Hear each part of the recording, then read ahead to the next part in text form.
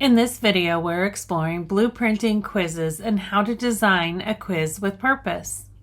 Let's start with what a blueprint quiz is first.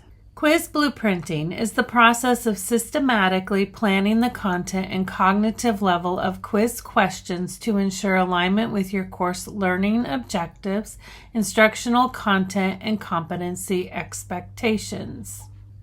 A quiz blueprint is a detailed table that plans out what the question is asking, its type, multiple choice, short answer, essay, etc., the learning objective it aligns with, the Bloom's level it aligns with, a model response, and your instructional rationale for including it. It is more than a checklist. It is a strategic planning tool to ensure that what you have in your quiz actually measures what matters most. Now that we know what a blueprint is, let's look at why we should use them in our education practices. Your quiz should directly reflect your objectives. If your objective is to analyze, but your questions only ask students to define, there is a misalignment. Blueprinting brings this mismatch to light before it becomes a problem. Using Bloom's taxonomy in your blueprint ensures that you're balancing question depth, not defaulting to easy-to-write recall items usually found in the lower levels. Your students deserve assessments that mirror what they were taught in the classroom. Blueprints provide accountability, especially for high-stakes or even team-taught courses.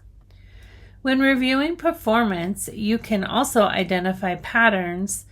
For example, if everyone misses your analyze questions, maybe your teaching emphasized remember. So, when should you use a blueprint?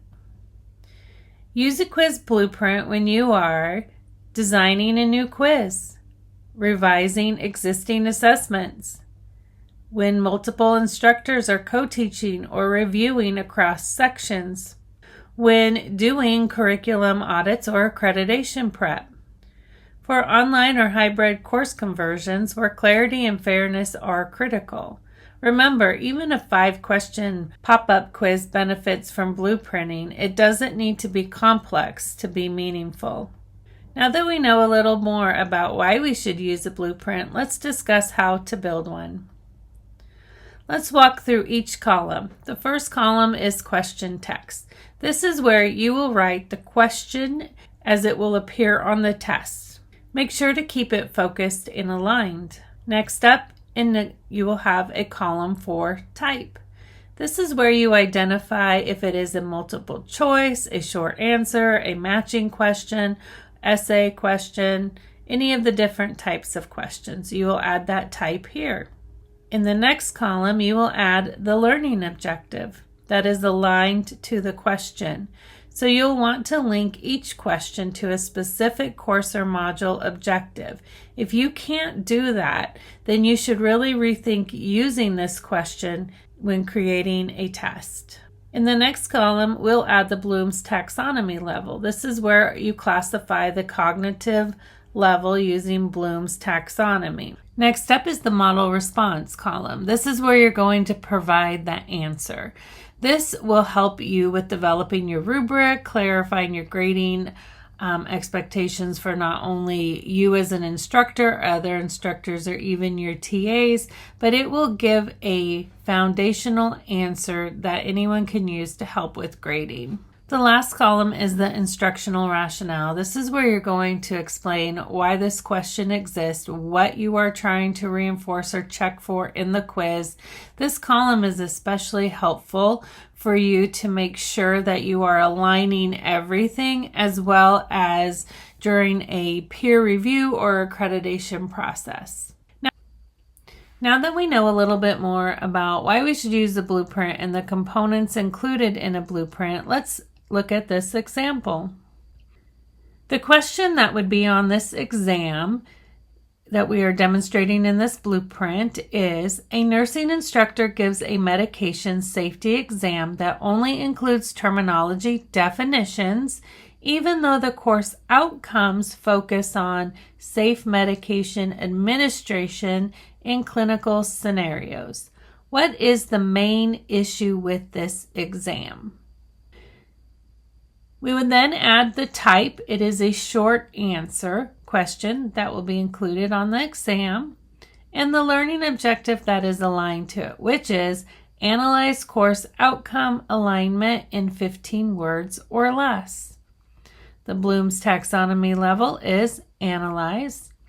The model response that we are expecting to see from our students is the exam is misaligned with outcomes. It tests recall, not application of clinical safety practices. The instructional rationale behind asking this question is that it encourages students to identify when an assessment fails to measure real-world clinical skills. The instructional rationale behind this question is that it encourages students to identify when an assessment fails to measure real-world clinical skills. In this example, the quiz asked students to define terms, but it never asked them to apply that knowledge to patient safety decisions.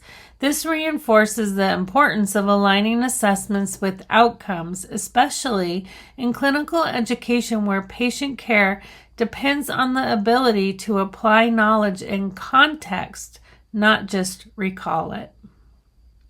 Quiz blueprinting is the foundation of a strong assessment. It helps keep you intentional, your students focused, and your course is outcome focused. So next time you sit down to write a quiz question, start with the blueprint, because better blueprints build better learning assessments. The end.